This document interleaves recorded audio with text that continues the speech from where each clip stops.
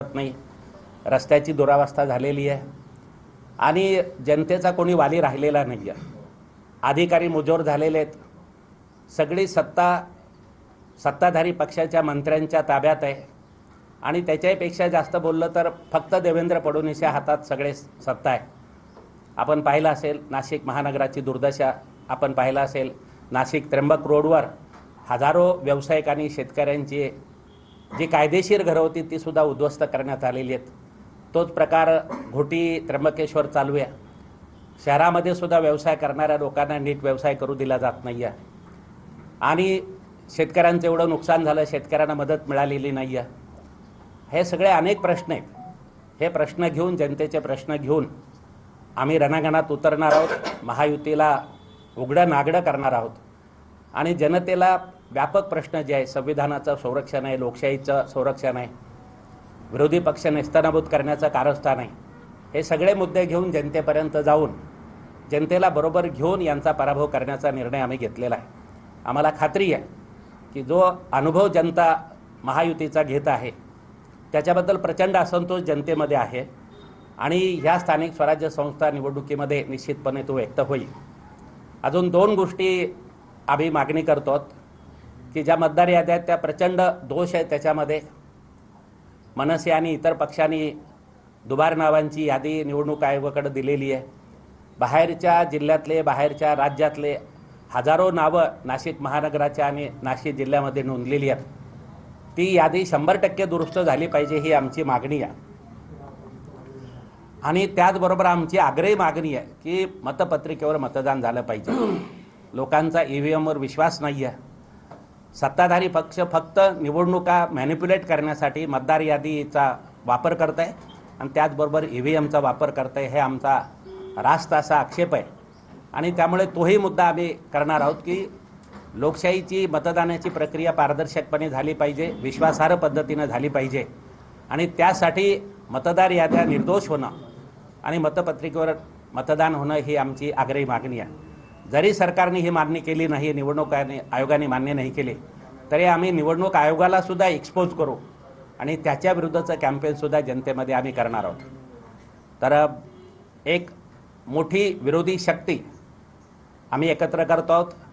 ज्या व्यक्ती, संस्था, संघटना, पक्ष भारतीय जनता पार्टीच्या नेतृत्वाखालच्या जनताविरोधी, देशविरोधी आणि संबंध महाराष्ट्राचं वाटोळं करणाऱ्या धोरणाच्या विरोधात त्यांनी सगळ्यांनी एकत्र यावं असं आवाहन आजच्या पत्रकार परिषदेच्या माध्यमातून आम्ही करत आहोत. आपल्या महाविकास आघाडी आणि गठबंधनचे सगळे सर्व शीर्ष नेते इथं उपस्थित आहेत. ते निश्चितपणे या संदर्भातली भूमिका मांडतील.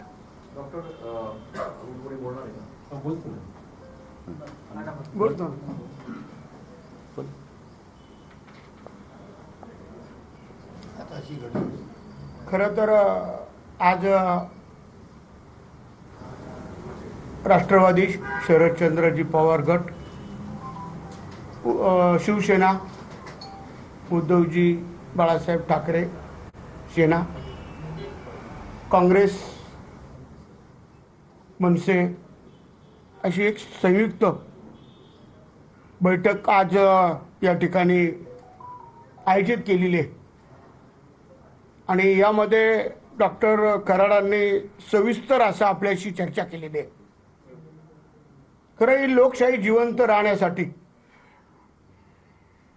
आणि संविधानाने जो मतदारांना हक्क दिलाय तो बजावता यावा. आपण बघितलं असेल की देशामध्ये राहुल गांधींनी मतचोरी कशा प्रकारे केली जाते आणि केली गेली आहे आणि त्या मतचोरीवर विधानसभेमध्ये महाराष्ट्राच्या हे सरकार निवडून आलेलं हे असं त्यांनी आज आपल्या निदर्शनास आणून दिलेलं आहे.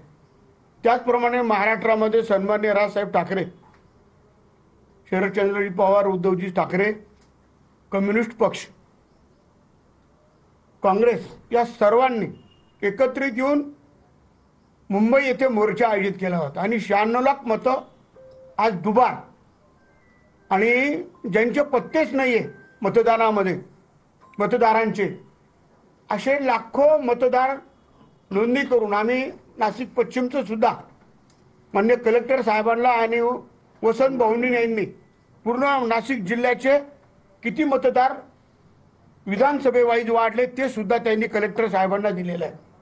आम्हीच नव्हे, आपण बघितलं असेल की शिंदे सेनेने सुद्धा आज बंटी तिजमेच्या बातम्या आहे, त्यांनी सुद्धा सांगितलं की मतदार मध्ये घोळ झालेला आहे, मतदान वाढलेले. मात्रे मॅडम भाजपच्या आहेत, त्यांनी सुद्धा आरोप केला. मला वाटतं ते एक संजय गायकवाड शिंदे सेनेचे, या अशा सगळ्यांनी जे आरोप केलेले मतदानाचे आणि त्या विरोधात मोर्चा काढला की कशा प्रकारे मतदान वाढवलं, ते मतदान निवडणूक आयोगाने मतदार यादीतून वगळावं. अशा पद्धतीने मतचोरी करणारी ही माणसं हे जनतेच्या लक्षात आलं पाहिजे आणि जनतेला न्याय मिळाला पाहिजे. अनेक उदाहरणं, खरीच परिस्थिती डॉक्टर करारांनी या ठिकाणी सांगितली. शेतकऱ्यांच्या बाबत ओला दुष्काळ जाहीर करावा, शेतकऱ्यांना कर्जमाफी व्हावी. आमचे मुद्दे, अजून एक मुद्दा फार महत्त्वाचा